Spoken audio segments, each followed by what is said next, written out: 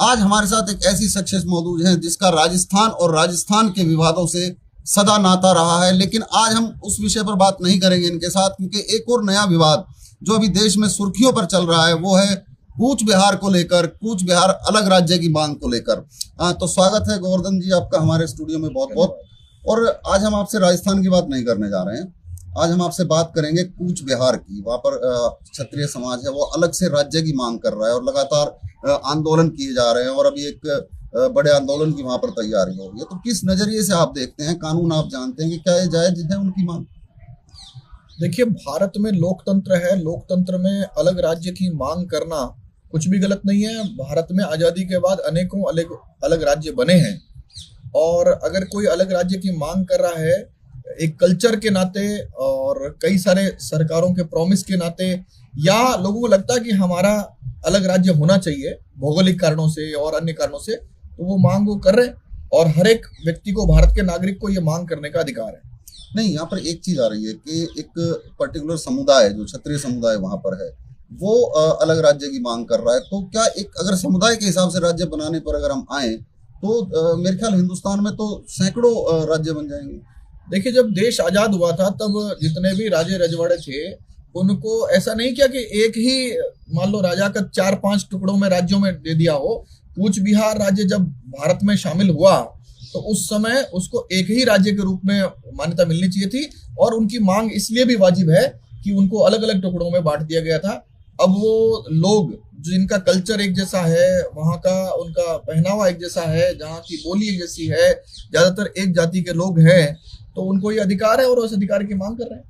देखिए, वहाँ पर जब एक बात करते हैं कि हम अलग राज्य, तो अलग राज्य बनाने के लिए एक संवैधानिक प्रक्रिया होती है, क्योंकि आप कानून के जानकार हैं, एडवोकेट है, बहुत वरिष्ठ आप, तो एक संवैधानिक प्रक्रिया होती है, संसद में उसका बिल पास होता है बकायदा।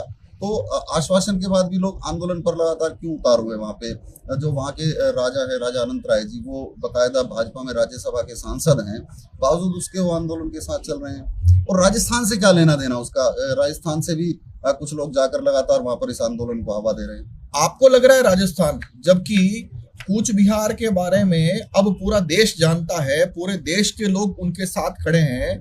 और बात आप जो संविधान की कर रहे हैं तो वो संविधानिक प्रक्रिया शुरू तो होगी ना कभी न कभी। आंदोलन एकमात्र रास्ता बचा जब इन्होंने वो प्रक्रिया शुरू ही नहीं करी। वो प्रक्रिया शुरू होगी संसद से, जब राज्य, पूर्व में भी कई राज्य बने ना, ऐसा तो है नहीं कि भारत जो है आजादी के बाद एक ही राज्य में, वो जितने राज्य बाद में अलग अलग राज्य बनते गए। और वो खाली एक समुदाय को लेकर राज्य बनाना कहाँ तक? एक समुदाय की बात नहीं है यहाँ पर, वहां पर एक तरह के कल्चर की बात है, एक तरह के लोग हैं जिनका एक राज्य जब शामिल हुए थे उस समय भी तय था, और लेकिन वो बना नहीं, तो अब वो मांग कर रहे हैं। आपको मैं बताऊं, छत्तीसगढ़ बना, झारखंड बना, झारखंड में क्या एक प्रकार का कल्चर नहीं दिखता आपको? एक प्रकार का कल्चर क्यों? अगर मान लो नहीं बनाना था तो बिहार ही बना रहा था ना, झारखंड क्यों बनाया गया? तो राज्यों की जो परिकल्पना है, जनता वहां की क्या चाहती है, क्या वो भौगोलिक रूप से, सांस्कृतिक रूप से अलग दिखता है तो अलग राज्य बनना चाहिए।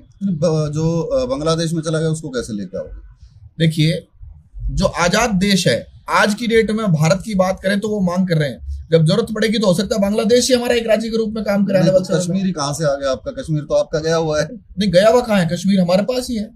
कहाँ गया हुआ? देखिए, जिसको आपने पीओके का नाम दे रखा है।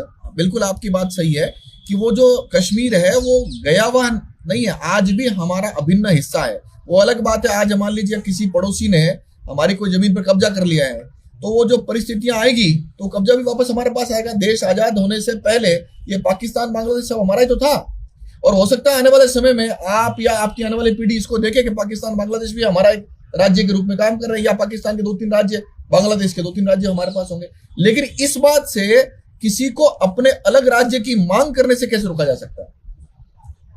तो ये थे हमारे साथ एडवोकेट गोवर्धन सिंह, जो साफ तौर पर कहते हैं कि अलग राज्य की मांग बिल्कुल जायज है, क्योंकि इससे पहले भी क्षेत्रीयता, भौगोलिक परिस्थिति और कल्चर के हिसाब से भारत में कई राज्यों का गठन हुआ है। ऐसी तमाम लगातार खबरें देखने के लिए आप हमारे साथ जुड़े रहिए। चैनल को सब्सक्राइब कीजिए, लाइक कीजिए, खबर अच्छी लगे तो इसे शेयर जरूर कीजिए।